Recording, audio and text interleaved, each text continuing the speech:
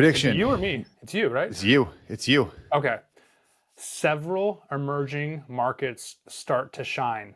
And what I mean by that is that the US has, or currently still is, outperforming the rest of the world by, it's just, it's not even close. The US Dominant. is just stomping the rest of the world on almost every economic indicator you can point to, and the market valuations as well.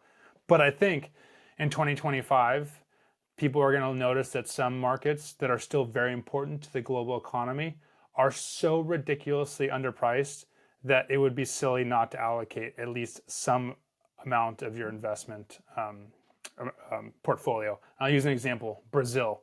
Brazil right now is so hated. The negative sentiment around Brazil is insanely aggressive. People do not want to touch that country at all. And I'm not saying Brazil is competitive with the US in terms of efficiency and taxes and leadership. No, I'm not saying that. I'm just saying they're so cheap right now compared to the US that people are going to be like, you know what, we got to start, investing in these other countries. And just that little bit of traction that some of these emerging markets may get will have huge returns. I'm saying 100, 200% in the next year or two for a lot of these emerging markets.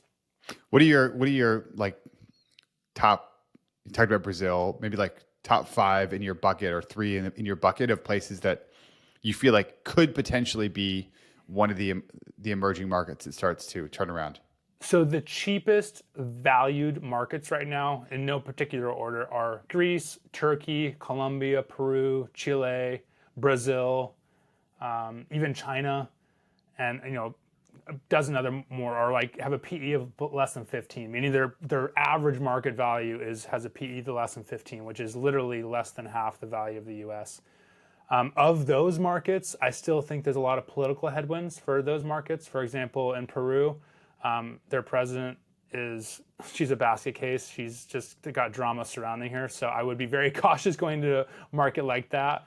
Yeah. That said, Peru and Chile are extremely resource rich, copper, lithium, etc., and we need that as the world goes on. So they're going to have some success in the coming years eventually. And Brazil is another example there. So for me personally, You can see how fast things turn around. I mean, look at Argentina.